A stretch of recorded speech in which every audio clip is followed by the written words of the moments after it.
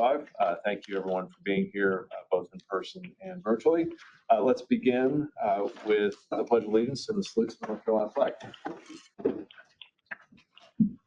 Pledge allegiance to the flag of the United States of America, to the republic for which it stands, one nation, under God, indivisible, with liberty and justice for all. I salute the flag of North Carolina and pledge to the old North State love, loyalty, and faith. All right. Thank you, everyone. As a reminder, if anyone wishes to make a public comment, please sign up or email Patty Hall at patty.hall@nctreasurer.com. That's PATTI.HALL@nctreasurer.com. Please note that this meeting is being recorded and will be posted online with the other board materials. We ask that you please mute your phone or computer if not speaking. We'll be taking roll call by name and for all votes. Unless there's an objection, a motion and a second will be counted as yes votes. Board members, if you must leave the meeting at any point, please announce your departure. If you return, please announce your return as well. Those items must be recorded in the meeting minutes. Likewise, please state your name before speaking.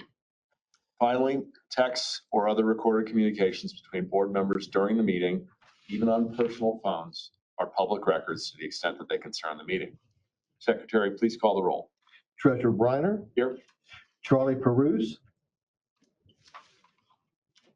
Charlie Peruse. Lorraine Johnson. Lorraine Johnson. Lanier McRee. Here. James Richardson. James Richardson. Bob Shea. Here. Raj Singh. Yep. Steve Beam. Here. And Robert Hillman. Robert Hillman. We have a quorum. Okay. And was there anyone else? I'm here. I was having a problem finding the mute button. Sorry about that. Thank you, Mr. Hillman. Okay, thank you.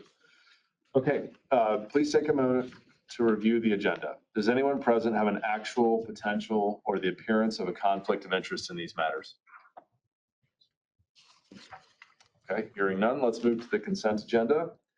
The items for the consent agenda are as follows: the minutes from the February 20th, 2025 Board of Trustees meeting, minutes from the February 28th, 2025 Audit Subcommittee Kickoff Board meeting.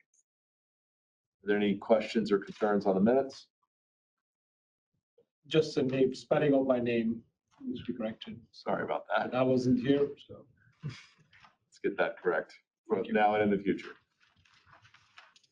Are there any requests from the board to move an item from the consent agenda to the regular discussion items? Hearing no requests, the consent agenda items for the board are adopted as presented. All right, we will move to legislative updates. So over to Amy Auth and Taylor Maddie, who will give us an update on legislation impacting the retirement system, including HB 92, the North Carolina Digital Investments Act.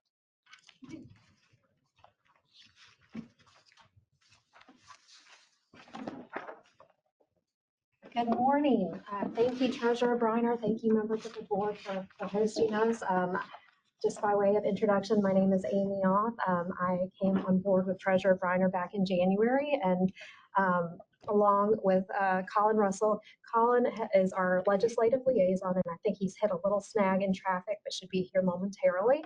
So we are the external affairs team, and just by way of background, our team's responsibilities are, and I'm sorry, forgive me, Taylor. Taylor Maddie is a policy development analyst with the retirement systems, and I'll tell you, he along with Sam and their team are just tremendous, and Jeff are just tremendously helpful to us as we're navigating these complex issues. This is Lorraine Johnson, just to let you know I'm here. I'm sorry. Thank you, Lorraine. Thank you. So what does our team do? Our team's responsibilities are maintaining and building strong relationships within state government, in particular with the state legislature. We advocate on behalf of the Department of State Treasurer and the various divisions within our department. We work with them to create and lobby for our legislative agenda and budgetary needs. We help keep state leaders apprised of the work and challenges being faced by the department. We monitor and evaluate legislation and work to effect any necessary changes. For example, there are a number of return to work bills that we've been working closely with Taylor and Sam and team on. And we provide a lot of constituent service. So another member of our team who's not here at the moment is April Parker. As you can imagine, with us being responsible for retirement and the state health plan for so many hardworking state employees, oftentimes if they have an issue, they will contact their state legislators and they will reach out to us. And we aim to provide what I consider white glove service to be as helpful and as quickly responsive as possible. And Colin, would you like to come up? I apologize. I appreciate y'all moving us to the top of the agenda. Yes, just a little background. Yes. This has been maybe the craziest week we've experienced at the legislature. We have the House budget rapidly moving. It just came out early on Monday. And we have all three of our agency bills at the department moving. And we also have a appointee from the treasurer who just went through confirmation and got confirmed this week. So it has been a whirlwind and lots of late nights, but we see the light at the end of the tunnel. So thank you, Colin. Colin does a phenomenal job. He came to us from Majority Leader Jones's office and is just tremendously helpful as we navigate the House of Representatives. Let me give you a little primer on the 2025 legislative long session. It convened in mid-January. Phil Berger was re-elected President Pro Tem of the State Senate, and the House elected a brand new Speaker, Dustin Hall, following Tim Moore's election to Congress. Sidney Batch was elected as the new state Democratic leader, and Robert Reeves was re-elected as the House Democratic leader. The Senate and House maintain their majorities. However, they are one vote short of a supermajority. And why does that? What is the importance of a supermajority? If there are vetoes, you do need to have a supermajority to override any vetoes. Ideally, and I'm going to emphasize ideally, a long session runs from January to the start of a new fiscal year, which, as you all know, is July 1st. And while that's always the intention, and while I was very cautiously optimistic at the beginning of this year, the tea leaves are not looking so good that we will have things finished by July 1. But you never know, so we'll hold on to some hope. The primary purpose of a long session is to pass a 2-year budget. A modest surplus of slightly over $500,000 was projected earlier this year, but with high demands on limited funds and with Hurricane Helene at the top of everyone's mind, trying to get significant funding is a challenge. The Senate passed its budget proposal in mid-April, and as I mentioned, the House is in progress of passing their budget proposal. The final vote is actually this morning, so as soon as we're done, we are going to run back over to the state legislature. We are grateful to both of these chambers because they did fund the vast majority of our request, including fully funding the pension plan and helping with critical infrastructure needs such as modernizing our orbit retirement system. And of particular interest to this board was a provision in the original House budget that came out on Monday to move funding of NC ABLE program from appropriations to receipt support. Special hat tip to Jeff Hancock and Sam Watts and Taylor and team for quickly getting us up to speed on the devastating impact that change would have had to the ABLE program. It would have effectively closed it. So Colin and I, when we learned of this, we immediately lined up meetings with the speakers and senior appropriations chairs' offices to explain why we are unable to use receipts from the retirement plans to subsidize NC ABLE. That is because, as you know, your board has a fiduciary responsibility under federal and state law to use retirement funds for the exclusive benefit of participants in those plans. And we also explained that the board of the supplemental plans cannot allow funds to be used to supplement NC ABLE. And unfortunately, there are no other unrestricted funding sources within our department that we could direct to fill the gap that opened up by zeroing out that appropriation. good news, and we are tremendously grateful that House leadership and their staffs took our feedback to heart, and they did pass an amendment to the budget this week that would restore that funding for NCABLE. So it will go to appropriations versus receipts, and hooray, we're very pleased about that. The House has taken its final vote on the budget this morning, and after Memorial Day, the two chambers will appoint conferees that will come together and start the negotiations process of trying to bridge the gap between the two chambers. And I think the key sticking point is over tax rates. There are triggers in current law that reduce income taxes. Trying to not get involved in the politics of that. The House is wanting to kind of pump the brakes on that. The Senate is saying we want to move forward, that it's in law, and effectively, if we stop those triggers, then in their view that is raising taxes. So it is a big divide, and we will be watching to see if some progress on bridging that divide happens. We did hear House leadership say yesterday that they have cautious optimism of a conference report, quote, this summer for the budget. We will have to wait and see.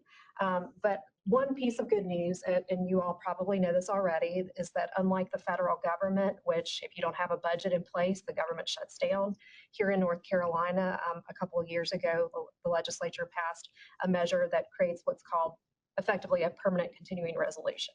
So that means that the state continues to operate on its base budget. Everything that is a recurring expense will continue to move forward as funded. It's just any kind of new items that are needed, we're not going to get until a budget is in place. So that's the budget. And we said that's the primary purpose of a long session. The secondary purpose is to pass various policy bills. And the 2025 long session has been a very active session. Since the legislature convened earlier this year, approximately 1,800 bills have been filed. And of those, 375 bills met the May 8th crossover deadline. Now, you all are probably familiar with crossover. That is a deadline in the legislature that a bill needs to pass its chamber of origin. So if I'm a state senator and I file a bill in the Senate, that bill needs to pass the Senate by May 8th and cross over to the House side for it to remain eligible. Caveat is bills that have appropriations and fees, they're not subject to the crossover deadline, but the vast majority of bills are. So out of those 1,800 bills, 375 bills met the May 8th crossover deadline.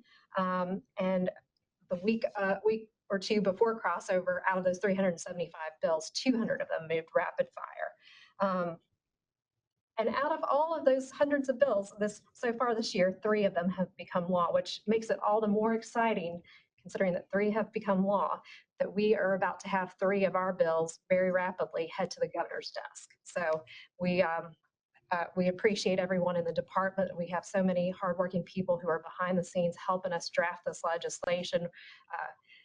Kevin and various folks have come down. They're extremely busy, but they come whenever we need them to go to committee and speak in committee, answer technical questions. We just have a tremendous team here, and we are very hopeful that by the time we get back from Memorial Day, those bills will be moving over to the governor's office. And with that, I will turn things over to Colin and then to Taylor to give you an update. Colin will talk a bit about our Investment Modernization Act and some efforts on digital assets. And then Taylor can give you guys an update on some of our retirement policy provisions that we're watching. Absolutely. So good morning, everybody. Happy to be here. Regarding my update, I wanted to touch on House Bill 506 and more generally the concept of State Investment Modernization Act. This is one of the Treasurer's primary policy initiatives for the year down at the legislature. Procedurally, the bill, let me back up a little bit. So the overall concept is the initiative is to replace the sole fiduciary model that we have in this state, where Treasurer Briner is essentially the sole trustee of the state's investments. Replace that with a best practice both in the public and private sectors. 47 other states have this model, and that model is having a board of trustees instead of the sole trustee. We believe moving to that board style model results in better investments, better performance, and better stewardship of the resources of the state. So we've been very pleased with how that's been received out in the legislature. like I said, the bill is House Bill 506. It has already moved through the entire House process, through the committees, and a full floor vote. Earlier this week, the bill was heard in Senate Pensions. We're continuing to move through the process with sort of a final committee stop yesterday in the Senate Rules Committee. That committee is the gateway onto letting it onto the floor. So here in about 2 hours, it'll have its final floor vote in the Senate, and then it will go back to the House for hopefully its very last step in the process. Wish we could have done all that today, but in the next week or two, we really hope to get that over the finish line. And I think the second part of what Amy mentioned was digital assets. Right. I guess more narrowly focused in the confines of our bill. We do not have any direct reference to digital assets or investing in digital assets in the current version of the bill that I just mentioned. In both the House and the Senate budgets, we are very pleased to have our language included in the budgets as well, the budget bills in the policy provision areas. Those bills do mention the state investing in cryptocurrency and digital assets with a 5% cap of total investment of funds into that space. It also provides a sectional definition, sort of further defining what digital assets are. There are some various other provisions of the House budget included that touch on digital assets, primarily directing the State Bureau of Investigation in consultation with the State Treasurer to sort of look into a North Carolina Digital Assets Reserve that would serve as a place where sort of the custodian of any cryptocurrencies that are seized in criminal and civil forfeiture. So that's sort of a lot of states around the country, and even as recently a couple months ago, the federal government have been looking into cases where cryptocurrencies are seized or in sort of criminal and civil forfeiture cases.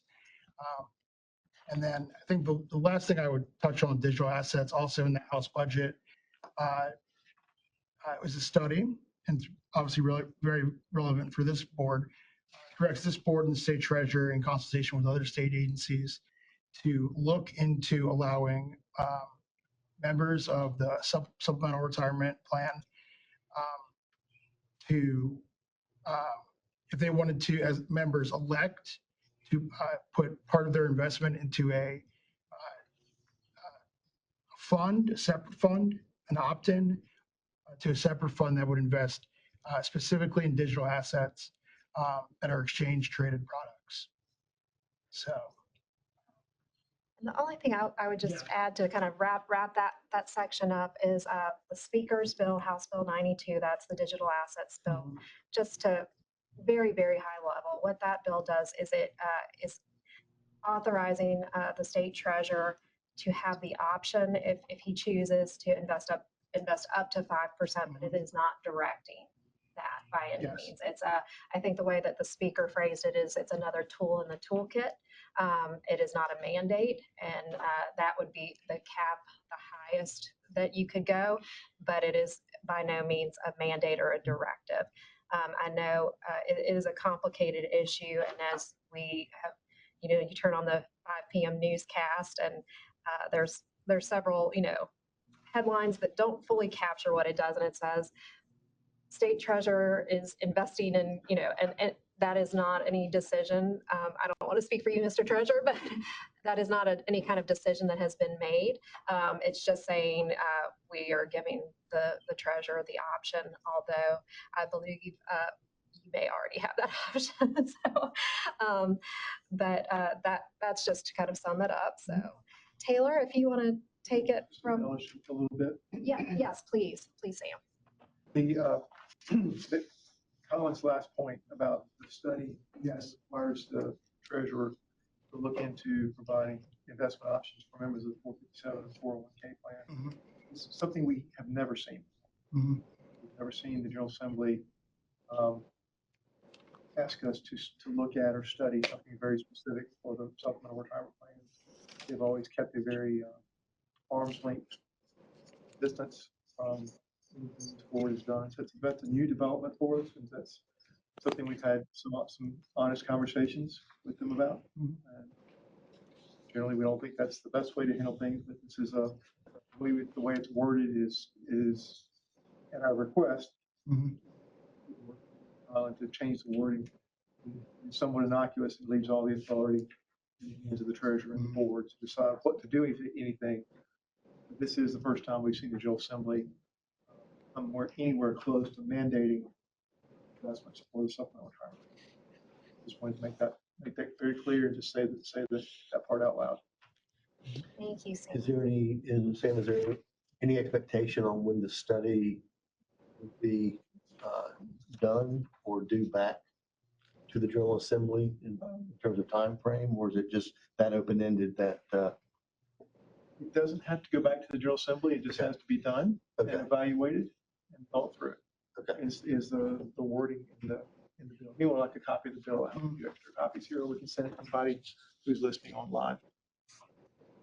Point you to the provision. Yeah, this is Lorraine Johnson. I am not entirely clear as to why we would give the option to invest in digital assets to the plan participants. And can we get a list of pros and cons? I mean, where does this go from here? I have some serious concerns about doing this.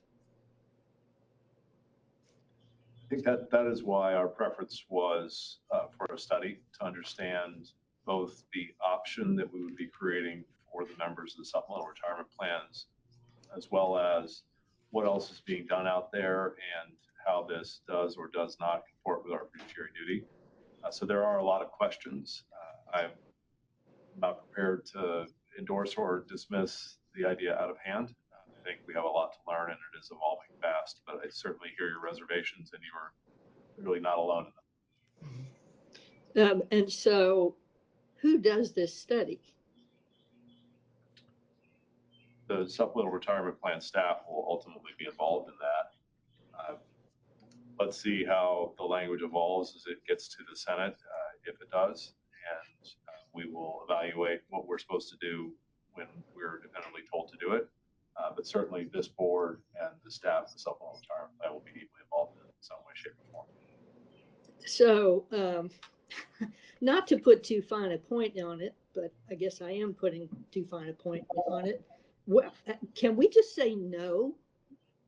That the General Assembly has no right or responsibility or ability to direct the board to even look at a particular asset. I'm looking down the road and it seems like that's a slippery slope. We're the Board of Trustees. It's our job, it's our mandate, and having a separate body, no matter which one it is, tell us this is what you need to do. I know they're not saying you have to use 5% crypto assets or that the participants have to, but even to say supplemental retirement plan trustees, you have to do this study. I am not excited about the precedent at all. Can we just say no?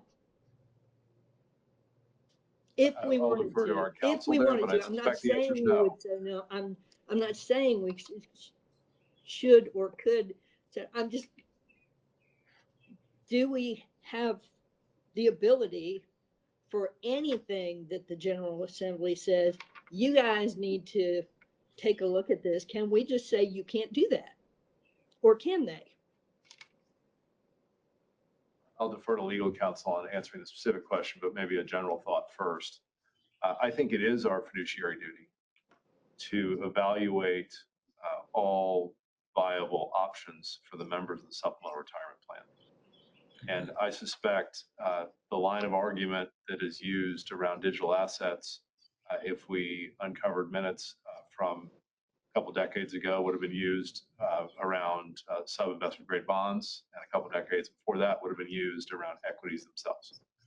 So I think it is our fiduciary duty to evaluate all viable and At $1 trillion plus in market capitalization, it's hard to argue that digital assets are not viable at this point options for our members. I wouldn't want to prejudge that, and I think I'd want to do it anyway.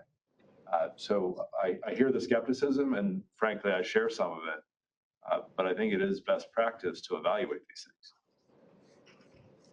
Okay. Thank you. Right. Colin, I think you've wrapped up your area. Taylor, if you would like to share an update on retirement items with the board. Absolutely. Good morning, board members. Thank you for allowing me to be here today. Taylor Maddie, the Policy Development Analyst. We have two other agency bills that are moving through the legislature this session, in addition to the creation of the investment board. They are House Bill 476, which is the DST Technical Corrections and Administrative Changes. There are two provisions that impact the retirement system itself, along with I'm not sure if Sam has shared our affinity for technical corrections in the retirement systems to fix all the little wording issues in this book, but there's a lot of those in there. Can I interject? Yes. This all predates Colin and I coming on board, but Taylor and Sam, I think, were instrumental in taking a book like this and cutting out a large chunk of pages so that we're streamlining and making government more efficient. So sorry, just a little hat tip. Absolutely. As you said, there's many tabs that need to be followed, so as easy we can make it, definitely the better. But there are two provisions that are policy changes. One of them is for charter schools who are new into their actual establishment themselves can apply to join or can choose to join the teachers and state employees retirement system within the first 2 years of them being created. And then they can join provisionally just by choosing to do so. At the end of that provisional period, they can apply to join on a permanent basis. Well, we found that a lot of these charter schools that apply within their first year or two and have their first year in teasers may not understand or have a good understanding of their finances or have enough information to provide to the board for the board, the teasers board, to actually make a strong determination of whether they should join or be allowed to join permanently or not. So this first provision would allow the teasers board to extend that provisional period by up to 2 years, gives this charter school a little bit more time to establish itself, but also allow them to gather a lot of their financial reports and financial documentation for the teasers board to make a more informed decision on allowing them before they would be joining permanently into the retirement system itself. So it allowed the board to extend that period for a couple of extra years. The second provision is for members who have had their retirement benefits forfeited due to felonious conduct. If they subsequently have a unconditional pardon or reversal of that felony, then right now solely the state treasurer can make a determination of whether to restore or allow the member to restore those benefits. This change would make that effective to the actual whole board itself, where the treasurer is the chairman of, gives the responsibility more to the board to review each individual case and allow that more flexibility for the teasers and elders board, the members themselves, to discuss whether those benefits should be restored. The second bill that I want to talk about is House Bill 477. That is a retirement death benefits rewrite bill. A large section of the statute that we have right now is a very long run-on statute that lists a bunch of different types of death benefits that are available to members. The first 20-ish pages of the 25-page bill is recodifying it, essentially moving it to a whole new section and rewriting it to current standards of writing for the general statutes. It makes it much easier to make changes in the future. It's just much more clear avenue for how the statutes are written rather than a kind of long run-on section for the statutes. In addition to that, there is one policy change that would allow the boards of trustees to divert up to 0.04% of the contribution rate employers contribute to the death benefit fund into a separate fund to pay line of duty death benefits should the appropriated funds run out before the end of the year. It allows us to use those funds to then pay line of duty death benefits, and any leftover funds that are unused after the appropriated funds would revert back to its original destination in the teasers death benefit fund. So it allows kind of just a separate fund to pay for those. We've had a couple of very late times where in June or July, or sorry, in May or June, we run out of funds for those benefits, and then we have an officer who's killed in the line of duty and eligible to receive $100,000 in benefits that we don't have the money for. So this would allow us to use those funds to pay for those benefits instead of having a long delay to pay their families. Those are the two kind of retirement bills that are moving through the legislature. One of them has its final stop in judiciary before going through the Senate rules and then back through the Senate floor. And the other one, also with the investment bill, moved through pensions and the Senate Rules Committee and will be going to the floor in an hour or two or so. Absolutely. Sam, do you want me to touch on return to work at all, or not going through? There's a long, just very high level. There have been a number of bills that are trying to change the terms of when you retire, when you can get back into. I hope I'm not getting my words wrong on that, but we've had a lot of return to work bills that have been at odds with federal law. And so we've been working very closely with Sam and his team on flagging those issues with the legislature and kind of getting those things to slow down and making sure that when we evaluate those, that we're trying to do it in a way that's in compliance with federal tax law. So that's with that. If any of you all have any additional questions, we're happy to take those. Anything from anyone remote? Please, anytime that we can help you, please don't hesitate to reach out. We appreciate your service to the board and to the state. Thank you. Thank you for all your efforts. Thank you. Done a wonderful job.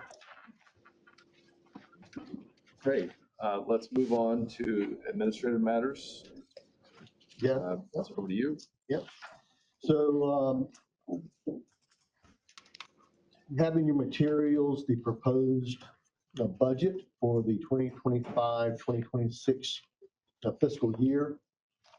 Looking at page 1 at our revenue assumptions, as you all know, we are in a fee holiday, so there are currently no asset-based administrative fees that are being assessed.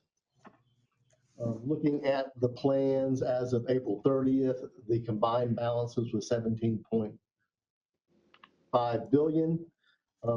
For our budget forecast, we assumed a 0 growth rate for the plans.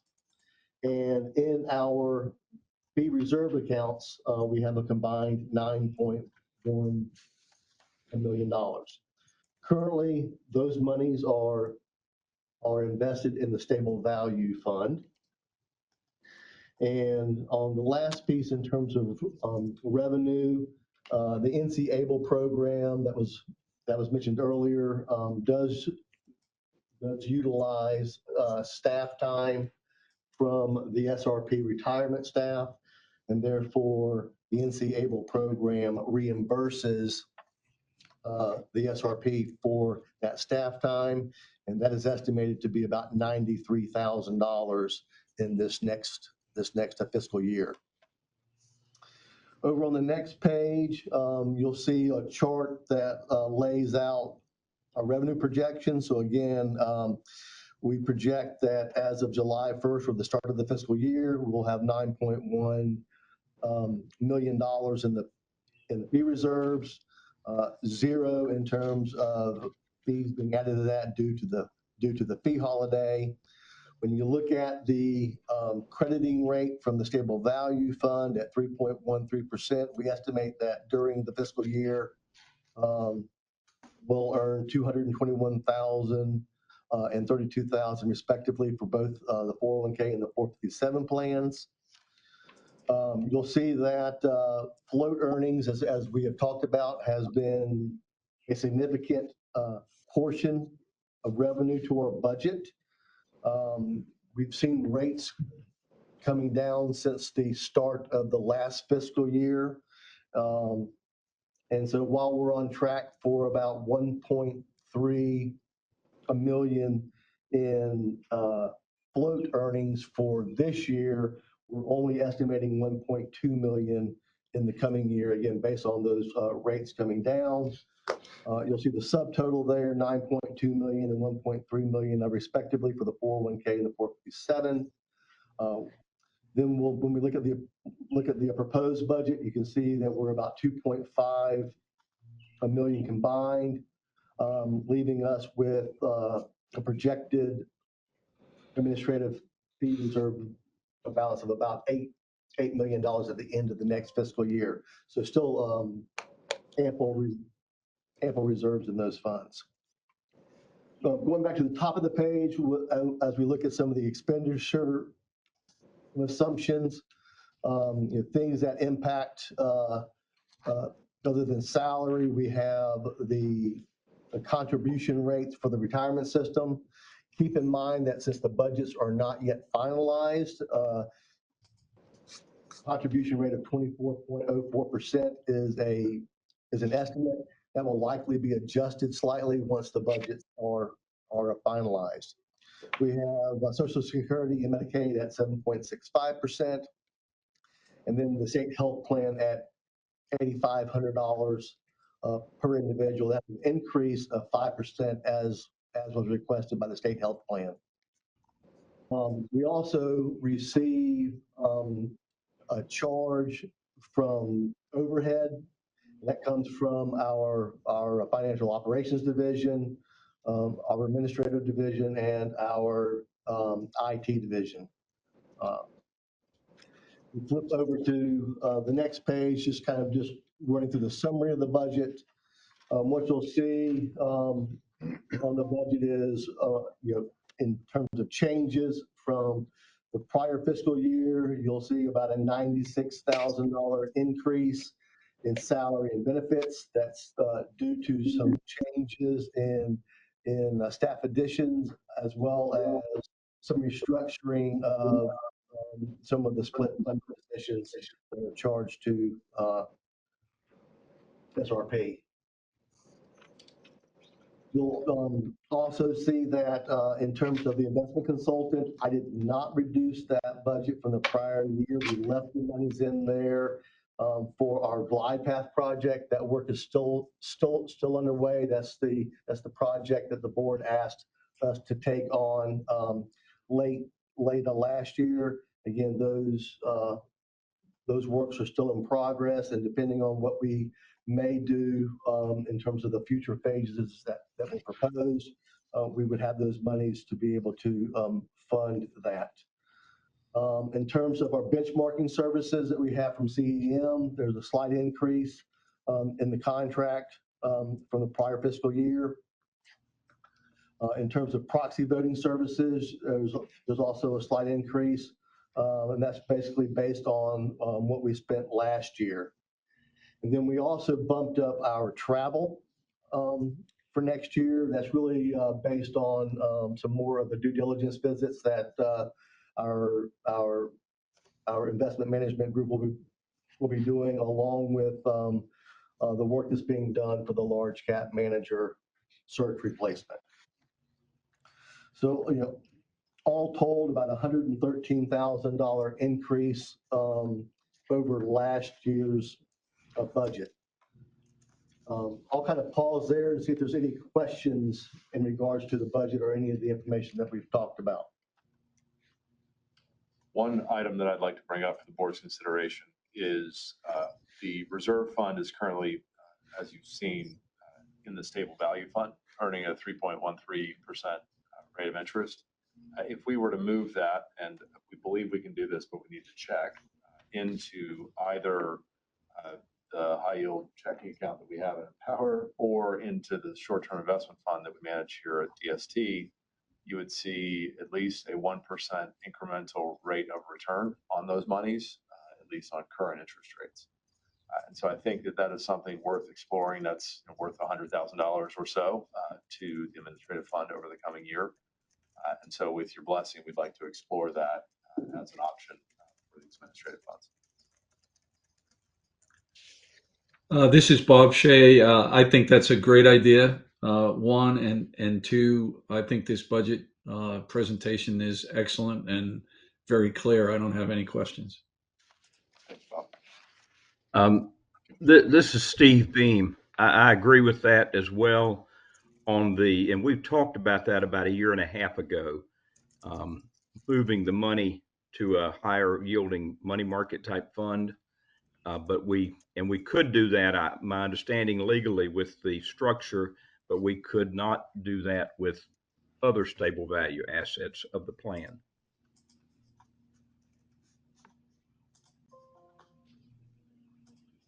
I'm supportive as well. Makes sense. So I mean, just so, we need a vote on the budget. So I guess we can maybe have the vote stand for both the approval of the budget as well as approval to investigate the movement of the funds from the stable value investment to another more appropriate investment. I would maybe amend that to say not just investigate, but to actually move the funds should the investigation prove that we can't do that. So a motion to approve the budget and move those funds from stable value to a money market outside the plan. This is Bob Shea. I'll make that motion. I'll Bob. second it. Steve Beam. Thank you, Steve. Let's call the roll, please. Treasurer Briner. Aye. Charlie Peruse. Charlie Peruse. Rain Johnson. Aye. Lanier McRee. Aye. James Richardson. James Richardson. Raj Singh. Aye. And Robert Hillman. Robert Hillman. Aye. Thank you. Okay, motion passes. Thank you. We'll move on to review of the governance policies. Over to Reed Chisholm. As you probably know, you have two sets of board adopted policies. You have governance policies and policies that are participant and employer facing. And every year staff reviews every one of those policies. And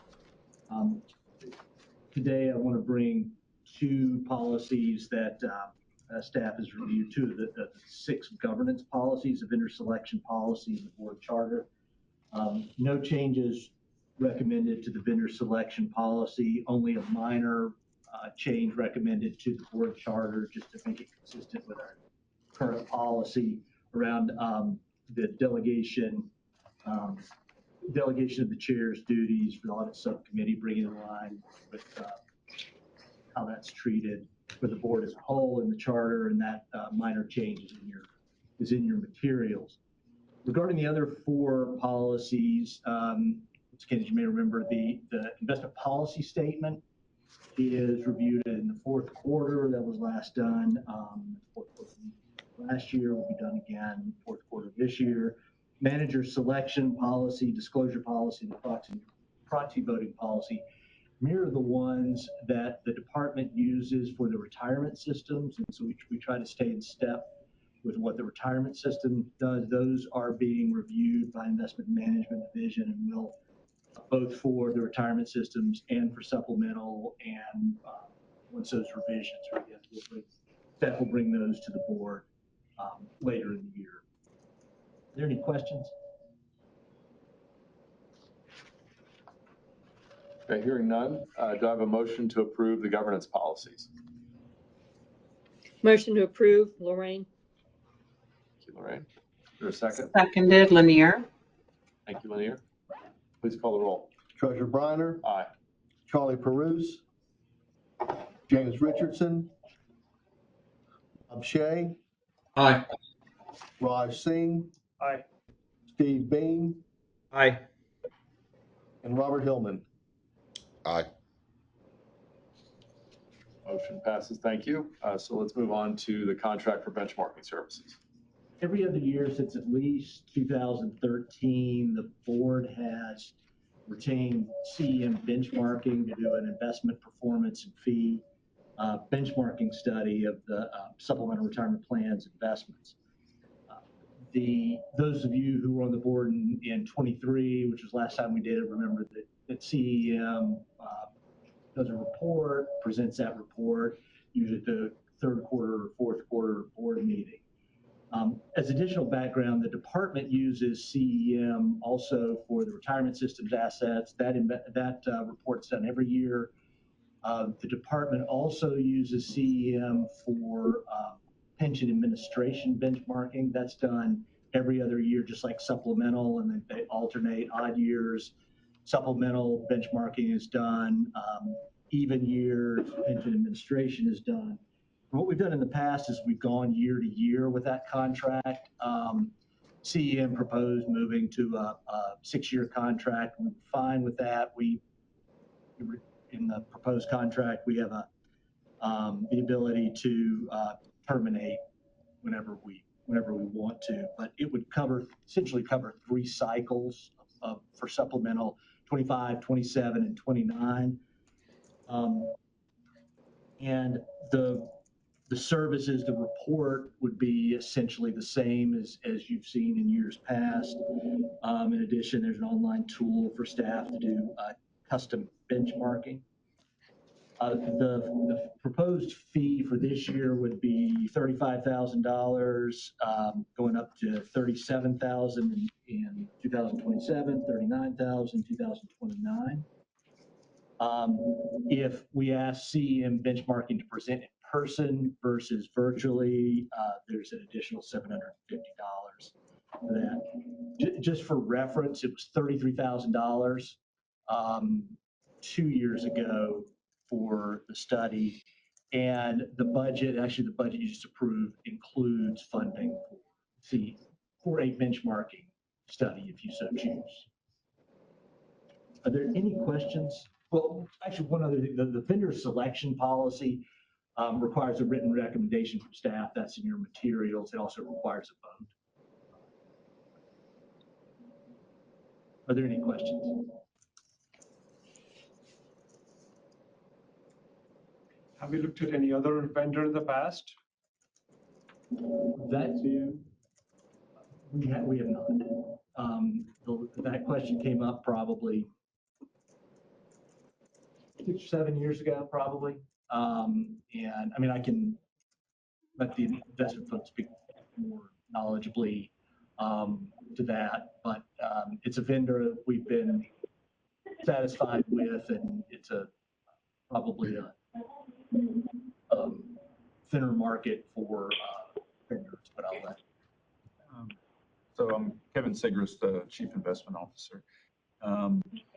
So I've been interacting with CEM since 1996, and they really have a unique kind of business model and a unique client base that's the most extensive I've seen of any measurement services. So they started on the defined benefit investment cost side.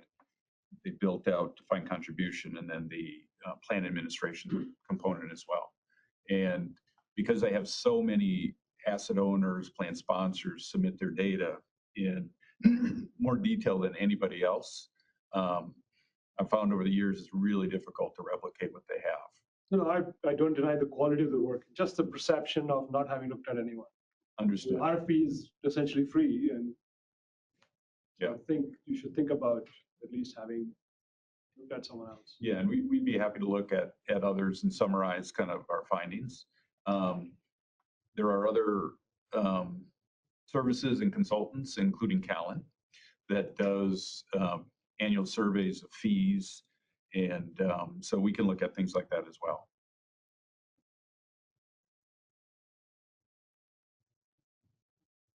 Okay, unless there are other questions, I'll entertain a motion to approve the contract for benchmarking services. So you do not want to do that step of updating someone else? Doing a full RFP? Either a full RFP or some measure of a little bit of an arm's length kind of a view. When it's not there. Give us a sense of timeline of that, because we actually do need someone engaged here. Timeline to do benchmarking exercises. So if we gather information on alternative services, consultants, and so on, it would probably take a month to pull that information together. So in terms of your timing, I'm not familiar, but that we could advise the board through a memo. Yeah, through email or something. Yeah. Okay, so then that works. Yeah.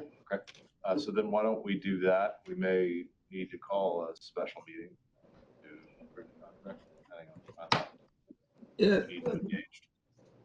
yeah. This is Bob Shea. I'd just like to offer, um, the staff's made the recommendation. The pricing's good based on what the staff has said in comparison to others, and the fact that, in my opinion, staff has earned the trust.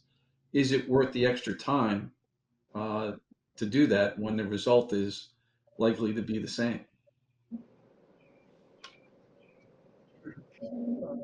Sam Watts, Retirement Director. We work with CEM through the defined benefit administration side as well. We alternate years. We do the supplemental retirement plans in the odd years and the even years. I'm not sure the exact timeline of when we start, but the timeline will like it does come pretty quickly this year. We could also do the research, do the homework, present to you in advance of the next time we do the study. Proceed on the path for the current study, because I think the pricing we negotiated with was contingent on the work for all three parts of the department: the investment division, the pension administration, and the supplemental plan as well. So it would be certainly hear the concern that we should be more open and transparent about our vendor selection. And I'll echo what Kevin said, that every time we look, we find the same thing, that there's no one who does exactly the same thing. Yes, I completely agree. And I'm with you and I'll support that if timing is an issue, but just that somehow it should also be documented. That words are good, but they should be documented. So we're already engaged for this year, which they will present in the third quarter. So for SRP, the next one would be 2027. What I might propose is that we go ahead and approve this contingent upon doing this work. So it gets approved here. We'll do the work, present back, since we're not due again until 2027. I think we have time before the pension side. We can then present those findings. And then if we need to do something different, I think we still have time to. I'm agreeable. Thank you. So This is Steve Beam. I will make the motion. We approve it as recommended by staff. Bob Shea, I'll second that motion. okay, so that is a motion to go ahead and approve it. I think we will do the research on the side anyway, even though it's not in the motion, But just to be clear. And so we have a motion that is approved, that is made and seconded. I will call the roll on the motion to approve as is. Treasurer Briner, Aye. Charlie Peruse, Lorraine Johnson, Aye. Lanier McRee, Aye. James Richardson, Raj Singh, and Robert Hillman. Aye, but I look forward to the review of other vendors. Thank you. Okay, the motion carries. We will move on to the retirement plans administrative report from our partners in Empower. Thank you. On the legislative update, I can attest that it's busy at the legislature this morning. I went for a run at 6 a.m. and ran around the legislature, and I was amazed to see a couple of young, probably interns, carrying stacks of paper literally this high. So not sure where they were off to at 6:15 in the morning, but they looked busy.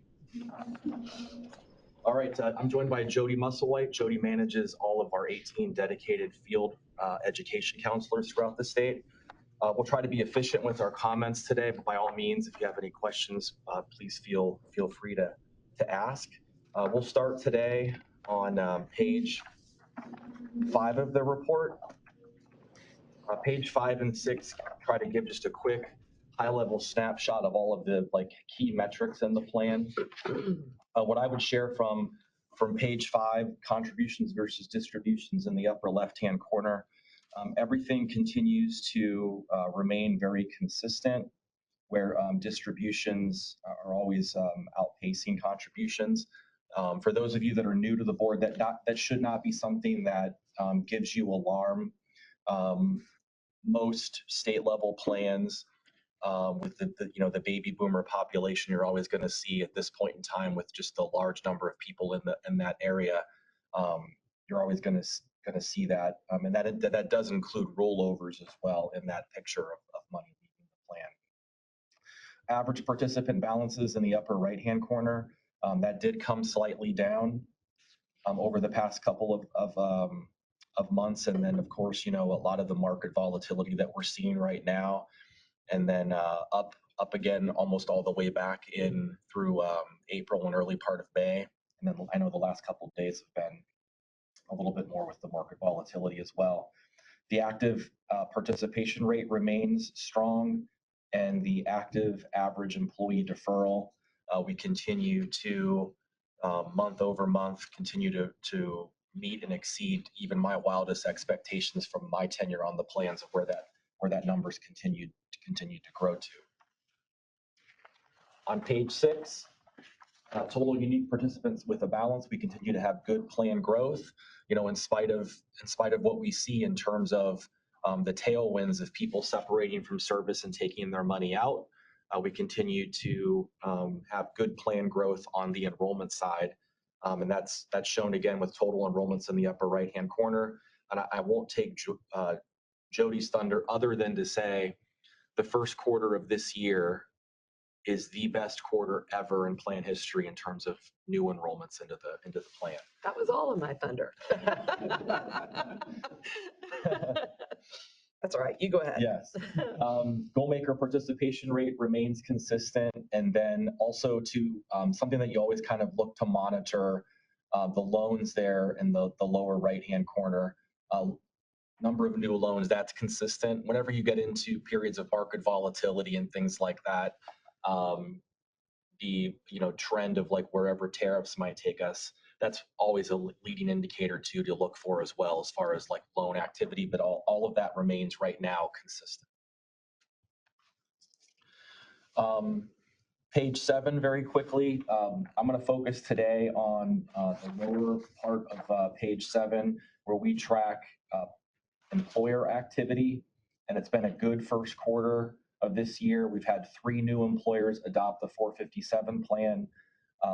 1 employer adopt auto escalation. So that's a unique feature of the supplemental plans, where at the employer level, they have the ability to add contribution accelerator to their plans. And that's something that we've seen a nice, solid opt-into feature over the years, that we're always talking to those plans that don't offer that allows that feature to go into place where if participants then elect it, every year their contributions would go up a certain percentage that they choose. And then continued strong activity with employers adding employer contribution programs, with 7 of those going in just in the first quarter of this year. Personally, I continue to be impressed that employers continue to add those, just from sitting in on all of the DB meetings and listening to the ongoing pressure that employers have with the employer contribution, that they're still on the supplemental side making that investment with employer contribution programs into the 401k or 457. To wrap up my comments for today and see if there's any questions, the one headwind that I would point out is just on page 33. So, the ongoing pressure in terms of when your participants separate from service and how they are bombarded by outside money managers, outside firms of taking their money out of the plan. So we do a ton of education and try to get in front of participants on the benefits of staying in plan. But I think there's still a lot of work that collectively can be done there. But this just gives you an idea of the rollover out activity. I'm going to focus not so much on the cash distributions, but on just the rollover out activity. For the rolling 12-month period, we had over $696 million roll out of these plans. in just the first quarter of this year, 184 million rolled out of the plans. That's a bit concerning because I went back and pulled like the last 4 board reports. That's the highest in the last 5 quarters, the 184 there. The highest previous to that was Q3 of last year was 174. So that number continues to track up. And then we always then just provide an overview of where those assets are going. We track where the rollovers are going, and you can see that here. Edward Jones, Fidelity, Schwab, they're always typically in the top there. Do you ever get feedback from those who are rolling out as to why? Absolutely. Yeah, we've surveyed that in the past, and then we have a lot of like firsthand knowledge when we're sitting with folks. And the overwhelming response back is, I just wanted someone to tell me what to do with my money. Now, where it gets a little bit scary there is if you dig a little deeper, well, where are you getting that advice from? You hope they're getting it from a trusted financial advisor, but oftentimes, it could just be family member, friend, or someone else is where they started getting that information from, or they just haven't, taken the time to understand that just because you separate service, you don't have to take the money out of the plan. By the time we get to them, it's too late. So I think there's a lot more that we can. I know, like we've had a lot of great conversations with Jeff. There is definitely a lot more we can do in that space to give advice. If you would like for us to give that advice, we can definitely fill that vacuum right now. And I think that from other plans that have those services in place, you will definitely see a noticeable trend down of assets leaving the plan if we're able to more. I should say leave the guidance and education part of what we do today and get into truly being that advisory piece. This is Bob Shea. Could I interrupt with a question? It was from a few slides ago. Could you elaborate a little bit on the variability on the time to answer calls?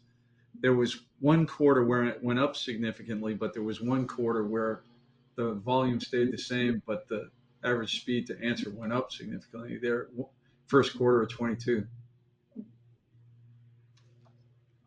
Are you on slide 33 there, Bob? Yes, yes. That the variability there on the average speed to answer 217, 13, 363, 55. Yeah, I don't have an answer off the top of my head on that.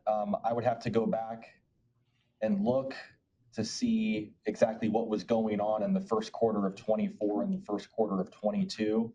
So the first quarter of 24 is the platform conversion. Correct. But I don't know about 22. Yeah, 22 okay. was, I can go back and try to get an answer for you, Bob. I don't know off the top of my head, but Jeff's definitely right of what was going on a year ago at this time. Okay. We had the migration change from the Heritage Prudential record keeping platform to the record keeping platform,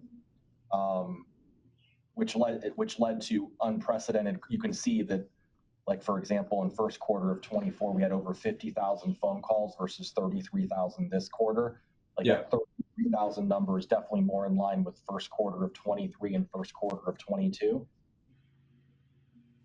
Yeah, that's fine. There's no reason to do any research. I was just curious about it, and that the change in platform is good enough on the answer. Thank you.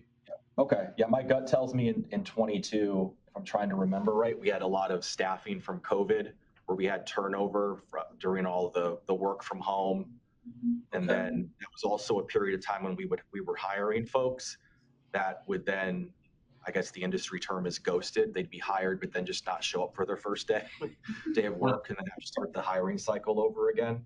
Is that the 403B deconversion? I don't think that would have generated that much. So maybe going back to the rollover conversation. Yeah. I would be interested in learning what other folks do around this topic. Certainly, I can understand if someone's making the decision to move to a IRA where they have more investment options, that's something we can't compete with. Yep. But if they're moving for advice reasons and certainly against fee logic, then we want to educate them on these things. Absolutely, yeah. I would definitely welcome that conversation. Because right now today we don't at that when it gets to that spot, we're not really doing anything to stop the rollover. So there's various things that we can do.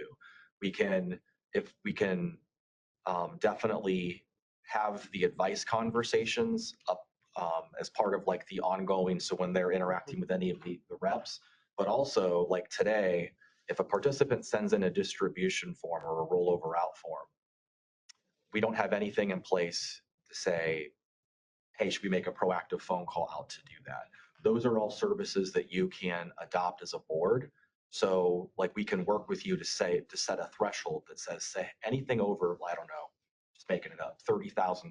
If you get a rollover out form, we want you to proactively stop the process and call that person first and try to make sure they're making a best interest decision for them of where those assets are going. Now, those are difficult conversations because they've already filled out the form, but we can also do even those types of services as well to try to say, are you sure that you want to do this, to at least try to have that conversation when the form hits us? But what I see being even more successful is when you got like a whole robust strategy around it in the advisory realm, where years in advance they're working with the reps, and if they're getting advice throughout their career in terms of how should I invest my money, what's the right deferral rate for me, they're already then piped into these people when they get to that close to that separation of service, where they're getting that through the entire life cycle instead of just today it's like education and guidance. But I'm kind of rambling. I will definitely partner with Jeff on what's the right way to bring this information back, share it with you. So that's something that has been on our list that we want to talk to you about. But you had a few other things on your mind coming in. So that's something that we do want to talk about. The other thing is from a communication aspect, we do have some campaigns that we're working on and that we've done in the past, and we're doing them again, where we really target those people age 50 or age 55 and older, trying to educate them because we've done some informal surveys and we learn people say, I thought I had to take my money out of the plan. Well, you don't. And so just trying to raise awareness, education, as well as trying to combat some of what you see on the bottom of that slide is we've had, and I still get them, but where some of these brokers somehow get a email list, and so they send in a unsolicited email. And I'm sure that there are some people who get that, do the consultation, and get sold and roll out. So as Mike mentioned, there are things we can do. We'd like to talk about. I'll conclude my comments and pass it over to Jody, who has no thunder left. All right. Well, thank you, Mike, and good morning. It's nice to see everyone. My team is the face of the North Carolina plans for your employers and your participants, and they're fully committed to improving the retirement outcomes for folks who are in these plans. And we measure our efforts in a variety of different ways, but one of those lenses that we measure it through is participant engagement. Engagement is the number of people that we've met with and how they have interacted with us in that process. And if you will look at your reports on pages 34 and 35, we'll start there. This gives you an idea what first quarter looked like for us. We met with over 20,000 people in first quarter, both at group and individual meetings, both virtually and on site. This is the best engagement quarter, the best first quarter for engagements since pre-pandemic levels. So we're very happy to see this level increasing. We also meet with employers to plan for employee education and to encourage best practices around plan design, as Mike was alluding to earlier, in operation. And in first quarter, we averaged about 340 employer meetings per month, which is ahead of the historic average of about 300 a month. On page 35, you'll see that we logged about 7,000 enrollments in first quarter, making it, as Mike mentioned, and stealing my thunder, the very best first quarter in plan history. So we're super proud of that and excited to see people taking positive actions. But not only did we see growth in the number of enrollments, we also saw the average contribution rate go up by 11%, and we saw the number of rate increases, people proactively adding to their contribution rates, go up by 7% as well. One of the things that influences this success is the implementation, we think, the implementation of a territory optimization plan, which went into effect January 1st of this year. Late last year, we reviewed and reassessed the territories based on plan demographics, counselor proximity, and this led to changes for about a third of our employers, changes in counselor assignment for about a third of our employers. And that created the opportunity for a new counselor to go in and establish a relationship with their newly assigned employers and begin to question some things. You know, how are you communicating plan benefits to new hires? How are you educating your current employees and so forth, and kind of reignite some of those type of conversations. And we think that led to some of the good growth that you're seeing there. But another factor in our strong start to the year is the positive actions that employers took, which Mike mentioned a moment ago, and they're reflected on pages 36 and 37, where you'll see the employers who added the 457 plan and who made positive changes to their employer contribution programs. Combined, these changes impacted 3,000 participants in the plan and set them up, obviously, for better retirement outcomes. I will say, just to draw your attention to one of them real quickly, one of the largest employer events that became effective in 2025 was the City of Wilmington's decision to extend an employer contribution to all employees in the 401k. That became effective January 1st of this year. They also, just a short while ago, adopted that 457 plan and have an intention to extend a special contribution to firefighters later this year in that 457 plan, which will generate another 400 or so enrollments just from that activity alone. They're also looking at merging outside 457 assets into our 457 plan. So, you know, one employer initiated event can have multiple tentacles that allow us to have greater engagement. Greater engagement means better outcomes for these participants here. So I'm happy to address any questions that might crop up from what I've shared, or Mike, certainly if you have anything you want to add to that. But we're super proud of where we sit after the first quarter here. Questions? Maybe a quick one would be, I know we had a material increase in hardship distributions based on Helene, and we see that in the first quarter numbers. As you roll into the second quarter, are we still on that trend, or have we seen the peak in hardship distribution? Well, the QDRD option expired March 22nd. Yep. Is that right? So that's no longer an option. We could still see some hardships that come in as a result. People are still settling insurance claims and not 100% on where all their funding is coming from for rebuilding their lives. So I don't think we're completely done with hardship distributions as a result of Helene. And of course, you know, in a month or so, we start hurricane season all over again. You know, so hopefully North Carolina will be avoided altogether this year. I feel like we've paid our dues here lately. So, we'll keep an eye on that for sure. Anything else? I've got one question. This is Steve Beam and Mike, or either of you maybe can, you said you might come back with it, referencing Bob Shea's earlier question about the call speed answering.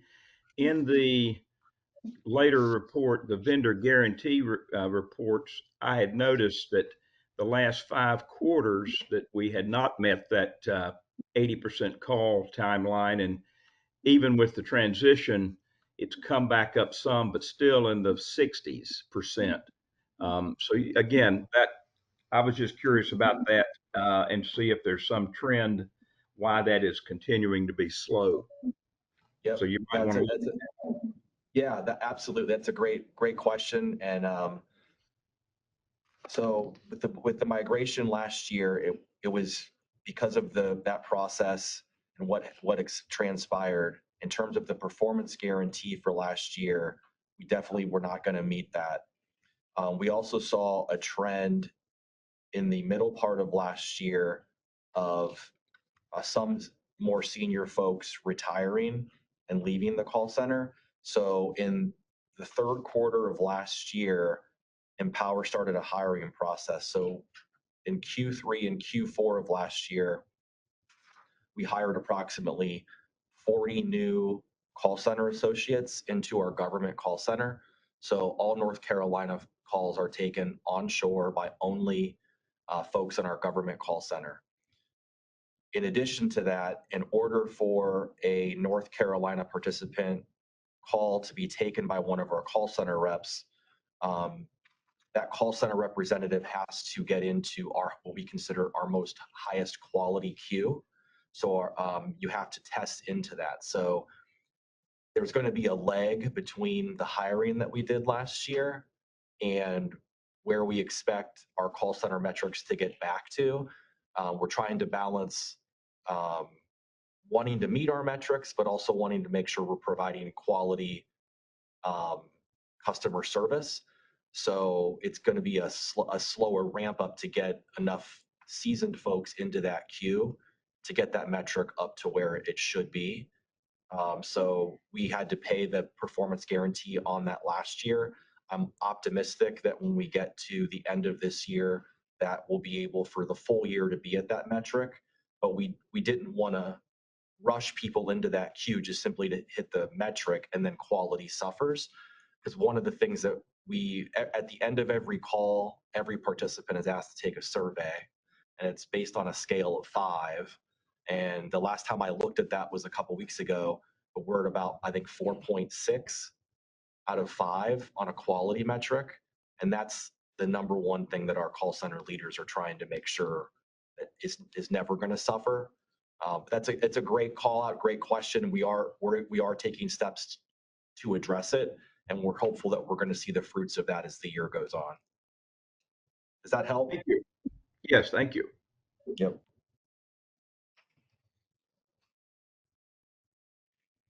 Okay, thank you very much. We appreciate it. Thank you. We're going to move on to the first quarter investment performance report from our reporters, Kelly.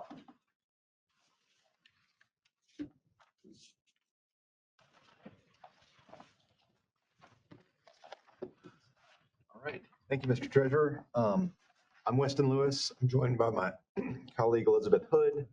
We'll start by going over just a summary of what the capital markets did in the first quarter, and then we'll dovetail that into performance and maybe give some perspective and to how your managers performed and how the underlying options perform, more importantly.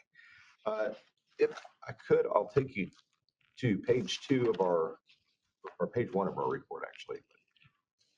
This is the capital markets overview.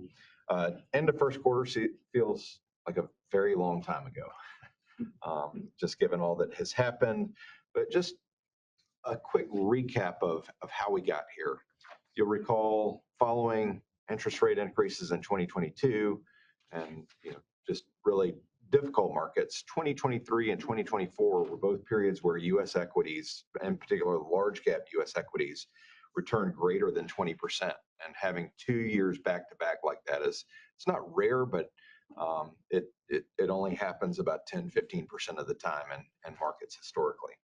So 2 very stellar calendar years entering into, well, if you were to peel back the onion on what drove those market gains in both 2023 and 2024, you would see what we would label as narrow leadership. So a select few stocks really driving the gains. We've heard the term the Magnificent Seven. That explains a lot of the performance over those 2 years, but also there were some other high flyers that drove performance. You peel back the onion another layer, you'd look at some of the operational performance of some of these companies. So the mega caps, the technology names, actually really exceptional operational performance of these companies, generating earnings, generating cash flow. So that was one thing that drove results over those 2 years. But also, too, investor expectations for these companies continued to basically increase that multiple expansion. So the expectations for these companies really have become stretched over the past couple of years. So as you look at the markets and where prices are rich and where prices are cheap, certainly as you look at the large cap market, prices appear to be pretty rich relative to history.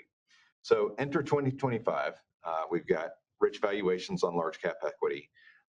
What could possibly go wrong? Well, we had DeepSeek occurring in the first quarter, to where a Chinese company comes in and basically makes people think that, wow, all this money that has been invested in AI, somebody else can do it cheaper and achieve similar performance there for certain AI performance. And so, that disrupted some of those mega cap names with the richer valuations. So some of the dynamics here for the first quarter of 2025, I mentioned that narrow leadership. We've had some broadening of market performance for this first quarter. Outside of 2022, really the markets have been dominated by growth names for the last 10 to 15 years. That reversed in the first quarter. Whether or not it will be a sticky trend or just a blip here on the radar remains to be seen, but value did outperform growth. What remains a laggard? You look at the small cap versus large cap dynamics. Small cap remains a laggard. We have looked at the Russell 1000 index, or sorry, the Russell 2000 index since its inception over 30, 40 years ago. And we looked at periods where the Russell 2000 has performed 3% or less over a rolling 5-year period.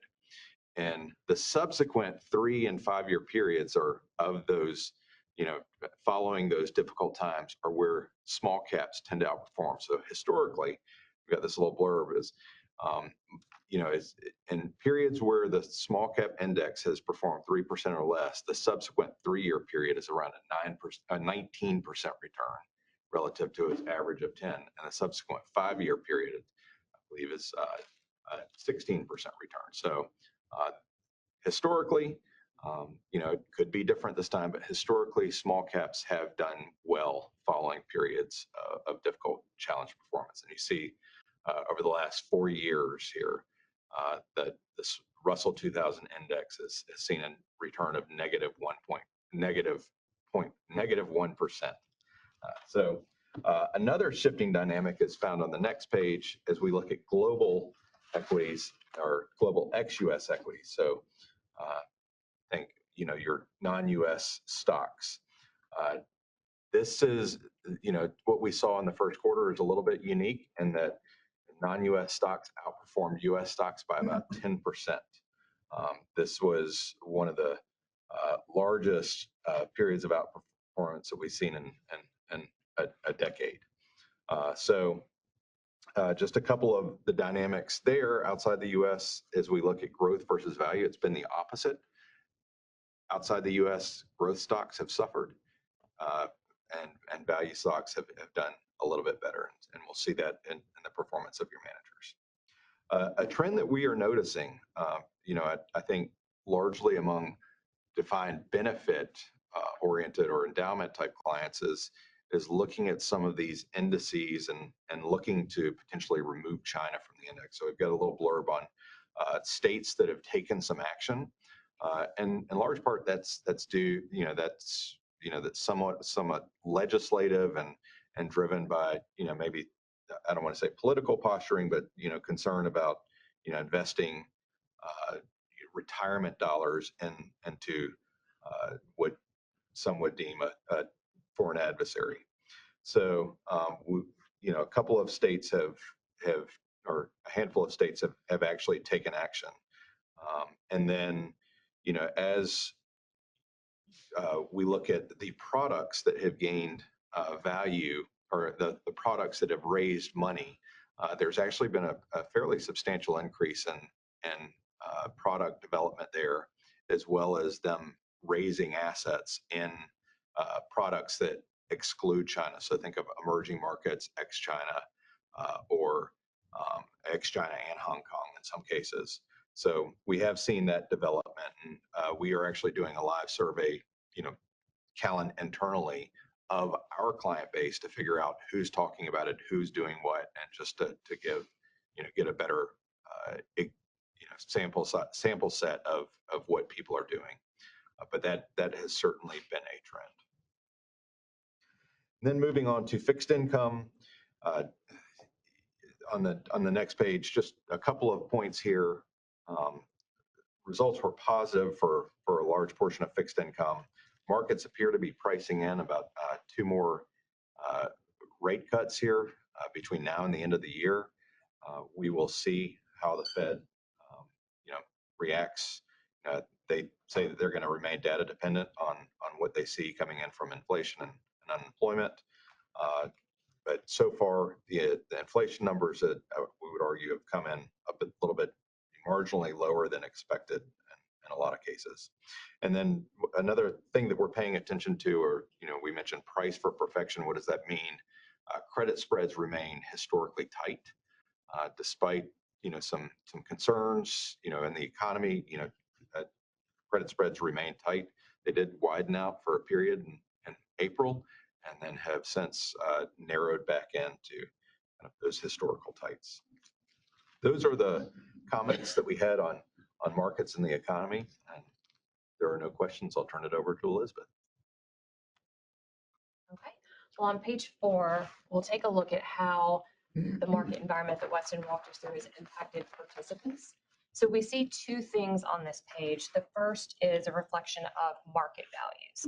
So we can see that the plan ended the quarter with about just under $17.5 billion, which reflects about a $200 million decline in assets from the end of the year. So that was largely due to investment losses. Again, we heard about declines in U.S. equity markets, and then modest outflows as well, combining for that decrease. But again, still very solid asset base there. This also shows us how participant dollars are allocated. So you'll see we have the passive options on the top, active on the bottom half. We have what we call an active passive mirror. So participants have choice between active and passive options in each of the major asset classes. So about 65% of the plan is invested in active options, 35% in passive. Keep in mind, almost half of this is allocated through Goalmaker. So about $9 billion of the 17.5 is coming through Goalmaker, where participants are letting that decision be made for them. But we typically don't see that change very much from quarter to quarter. And then looking at performance, we'll start on page 7. If it pleases the treasurer and the board, I'll keep these comments a little bit higher level and just focus on a few individual managers that we think it's important for the board to be aware of, to be updated on, but we won't go through every single manager line by line, if that's okay, which it usually is. All right, so starting on page 7 here, the first options that we see at the top are the passive options. So really here, we're just looking for them to track the index at a low fee with low tracking error. Generally speaking, they're doing that. There is one that kind of stands out that we want to talk about, which is the international passive option. You'll see The BlackRock fund outperformed the benchmark by almost 100 basis points or 1%, which is not the norm. I'm sorry, page 5. Sorry. I'm so sorry, page 5. Yeah. Sorry, I misread my own handwriting. So back one more, apologies. I printed page 5. Sorry about that.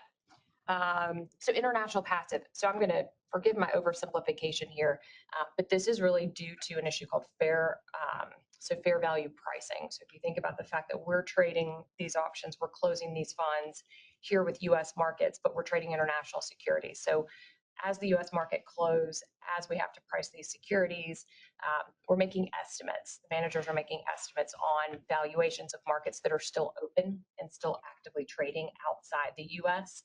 So it's common to see a little bit of noise, right? So these markets are still open, we're estimating. At the end of March, there was a lot more uncertainty, a lot more volatility, so we saw bigger gaps there. Two things that are important for the board to know. One, this is not unique to BlackRock. So other passive providers have seen similar discrepancies between the fund return and the benchmark return due to what was happening in the markets at that time. Second, that's important is when things like this happen, we expect them to reverse back. So over the next few days, they tend to revert back as that pricing adjusts. So we see a little bit of slippage, but over time they revert back. And if you look at that 5-year, 7-year number, they're much, much closer. So we view this as a temporary phenomenon that happens from time to time. So no concerns there, but it did potentially stand out. Okay. The bottom of the page shows us the active options, and these are the total fund level returns. So this is what participants see when they go onto the Empower site. They don't see all the underlying managers. They just see the returns of the overall option. So from the participant view, all of the options outperformed in the first quarter. And over the longer time period, 3 of the 5 actively managed options have outperformed over 5 and 7 years. Not surprising given the market environment we've been talking about, the 2 that have lagged and had more challenges are U.S. equity. So as we've seen the concentration in the markets, as we've seen those strong returns, some of those managers have participated but not outperformed in the environment there. So now we'll go to page 7. Sorry again. And take a little bit of a look here. So stable value continues to generate strong returns. You'll see there are within the stable value space. So top decile over all periods of time. So Galliard has performed well versus peers. A little bit behind money markets as rates have risen. But again, within that space relative to peers, Galliard remains top decile. Within fixed income, I don't want to shortchange them, but the 2 managers have been both have performed well. So we've seen them outperforming over all periods. That's been driven by both of the underlying managers in addition to the complementary pairing of those 2. TCW has been on watch due to some organizational changes and restructuring on the team. That continues to go smoothly. We don't have any concerns there. So everything looks great in fixed income space. Large cap core equity on the bottom half of that page, that's where we've seen a little bit of lag. We did see positive outperformance, meaning the fund went down less than the market went down, so protecting participant capital in the quarter. But longer term, we've seen some challenges, and that's due to 2 of the managers. So from a structure perspective, we have 2 large cap growth and 2 large cap value managers, each complementary, making up that structure. So we expect them to zig and zag. That's part of the design to smooth out returns. Unfortunately, one of the managers, Macquarie, in the large cap value space has struggled.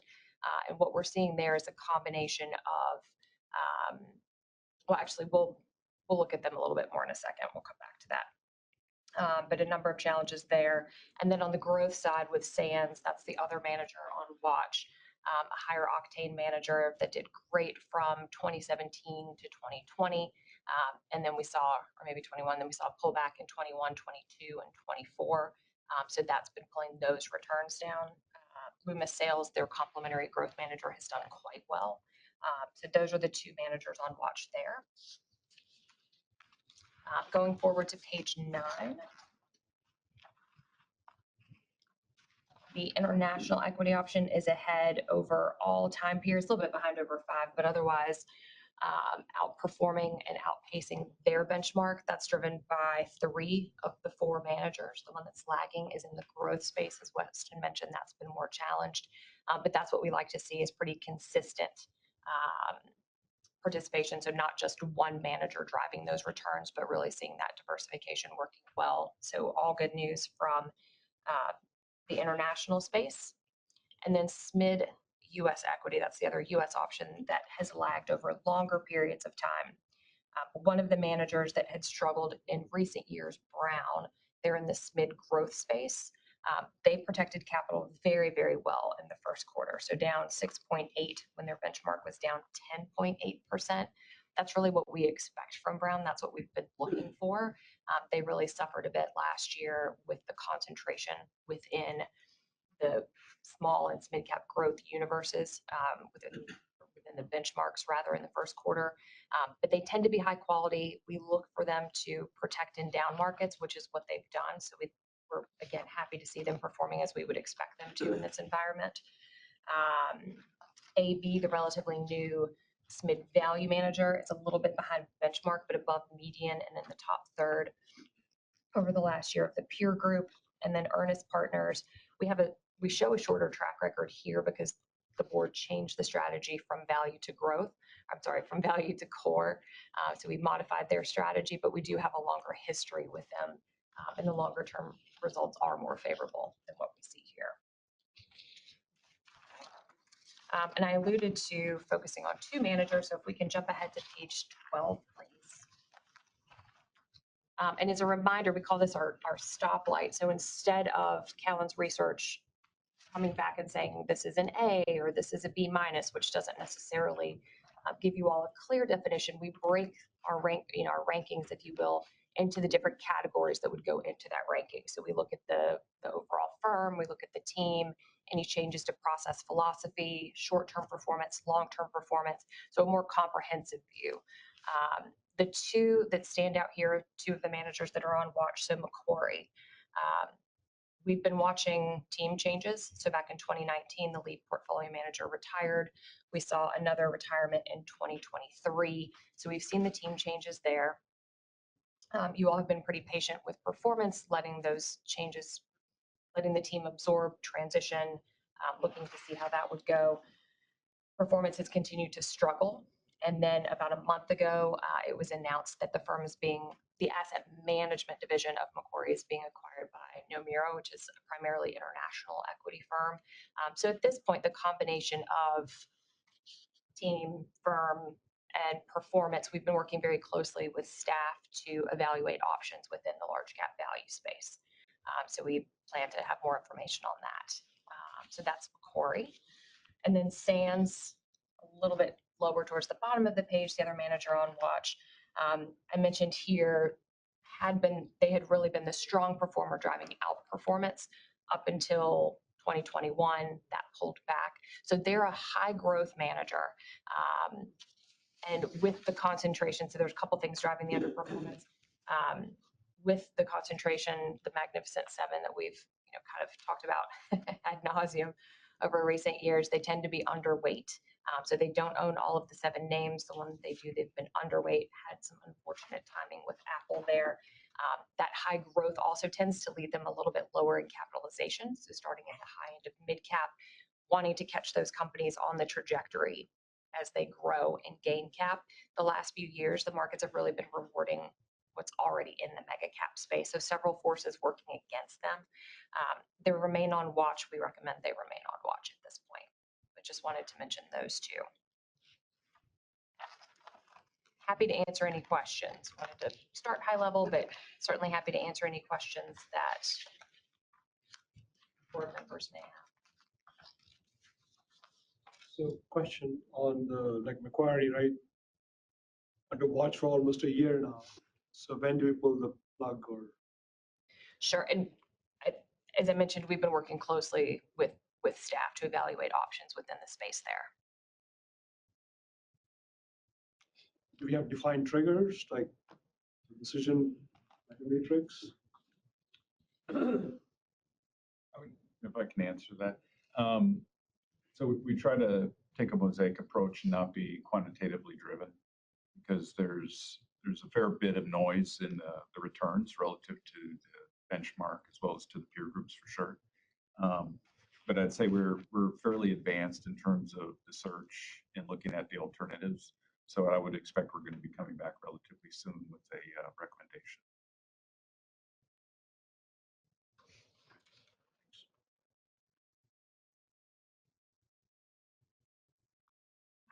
If no other questions, we'll take a look at fees.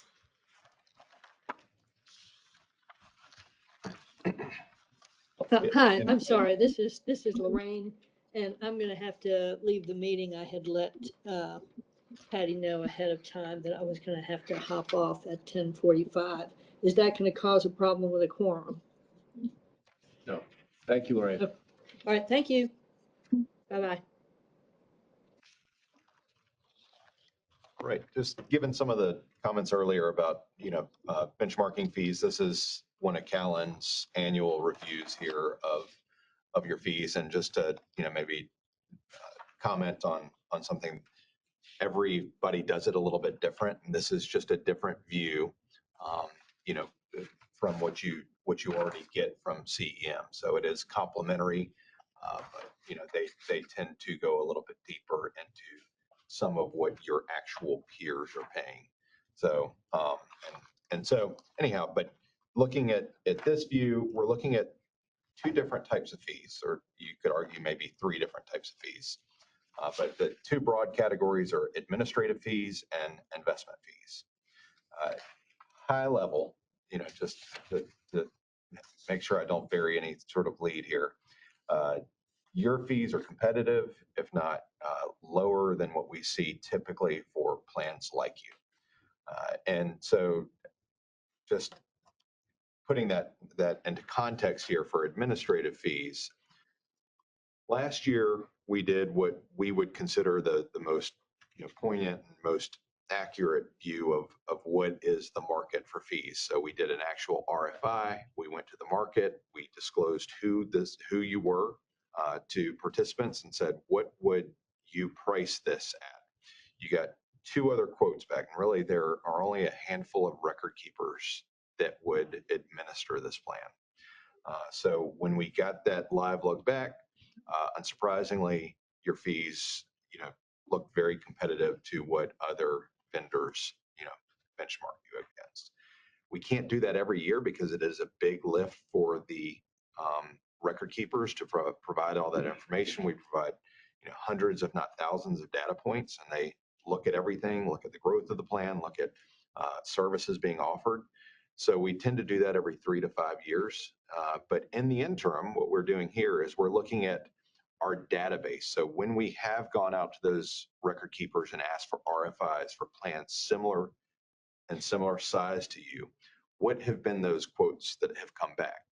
The weakness of this approach is that it really doesn't take into account your unique services. So one state may have different services offered, fewer employees dedicated to the plans.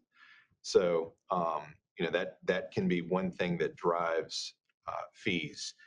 Even as we look at other large plans, so we looked at all public plans, we looked at plans above $1 billion in assets, and we looked at plans above $5 billion in assets.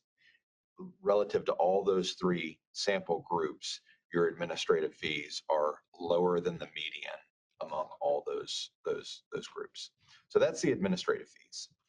On the investment fee side, what we do annually is we go out to all the investment managers and we ask them a simple question: is this the best pricing that can be offered for this client? And we document that just to make sure that there hasn't been new product development. Going back years and years and years, separate accounts have long been the cheapest vehicle. Well, occasionally you'll get a collective investment trust that will be offered for a cheaper fee. That is a newer development over the last 5 to 10 years, but historically separate accounts have been the cheapest way to access the managers. As we've gone out, there were no new CITs offered for a cheaper fee than what you're being, given. So really, your investment fees are there cheaper options available with the same managers? We have confirmed that there are not. Then we also look at the fees in two different ways. We say, okay, how does the fee compare to what is in our database? So looking at, say, large cap value managers, we see what other large cap managers go for. That's more of rack rates. So we look at it that way. But then we say, what is the actual negotiated fee? And we do a fee survey every couple of years to where we look at what clients are actual paying. So not what the car is priced at on the lot, but what do people actually pay leaving the lot? We get two looks at what negotiated fees are. On the investment fee side, your fees are competitive and below median in all but two cases. And in those two cases, we think it makes sense as to why the manager would be on the margin more expensive. So Hotchkiss and Wiley, a little bit, more, I don't want to say concentrated manager, not like Sands, but, has been a manager where there's been a little bit more value added. I think relative to what you're getting in performance, reasonable that they would be slightly above the median. Sands Capital is a unique manager and they have fewer options or fewer companies that they buy. So more capacity constrained. They have been closed over periods through which you've been invested with them. So or the price tag for concentrated managers tends to be a little bit higher than marketplace, but in total 3 basis points, I believe, higher than what the peer median is. The other unique thing about Sands pricing, just to go back in time, is that many years ago they determined that all clients are going to pay the same thing for fees, and so I think as a larger client, you're paying the same fee, you're paying the best fee that they offer, but sometimes that's the same fee as some of the clients that aren't as large as you are, and you don't benefit from the scale as much as you would with others. So those are the investment fees, and I would just say the other, we don't look at it this way, but I might argue for your participants, the option of going into a small, let me caption this as you're using your scale to really drive down these investment fees. So if they were to, choose a 457, of their own outside of this plan, they would be using mutual funds, much higher costs than what you're seeing here. So as you look at, fees versus what that, opportunity cost is from, doing it themselves, this plan has really driven down the investment fees. And so while you look at it and you think, we should be paying much less for investment fees than what all our peers are, you all do that, but really when you think about it versus the mutual fund options, you all are doing quite well. And I won't go into many of the numbers unless you wanted to, but those are the high level comments on fees. Questions? Presentation.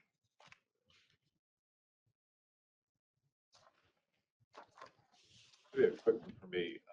ERO processing. I noticed that that's a big fee that a lot of people charge. What do you think it actually costs to process DRO? What does it cost to process a DRO?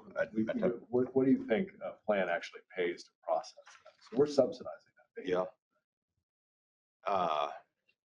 I'd have to look at it would depend on how many transactions that go through. Yeah, I don't have off the top of my head how many went through over the last year or so where this sample size is. Do you guys have that?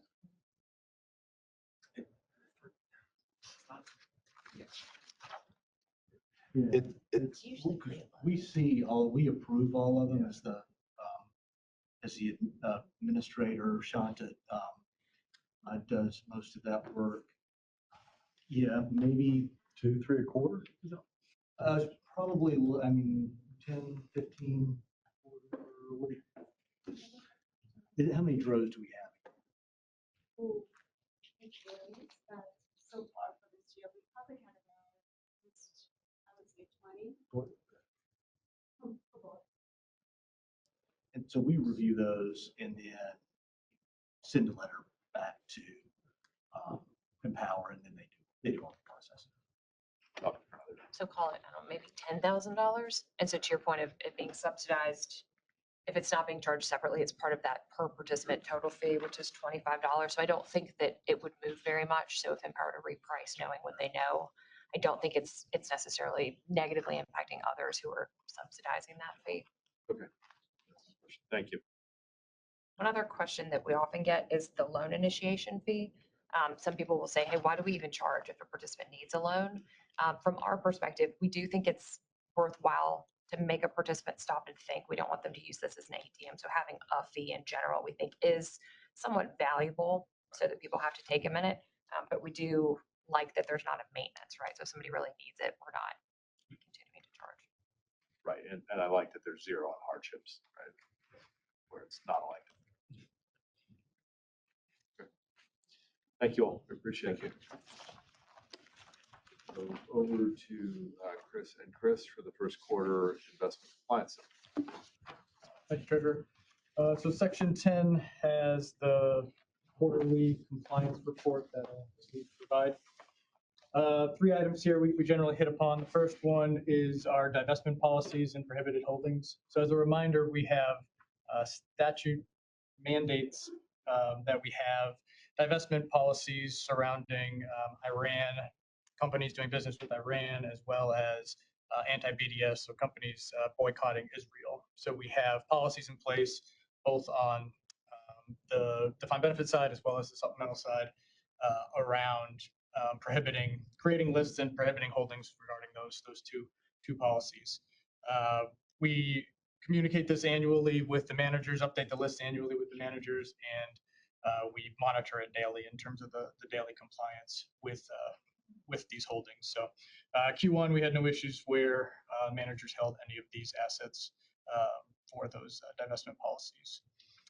The next item is the executive order regarding the holdings on Chinese military industrial companies. This comes down from the federal level, and we continually monitor compliance with that, as well as our managers are mandated that as well. So we didn't have any issues with that in Q1 as well. No holdings to report there. And the last item there is just the investment guidelines. Each one of our external managers has investment guidelines that we agree to with the contract, and we monitor these daily to ensure that the managers are sticking to the mandate that they promised to manage for us. And in Q1, there was nothing material to note really with regards to any sort of investment manager exceptions for the portfolio as a whole. So that's really all to report there. Happy to answer any questions on any of these.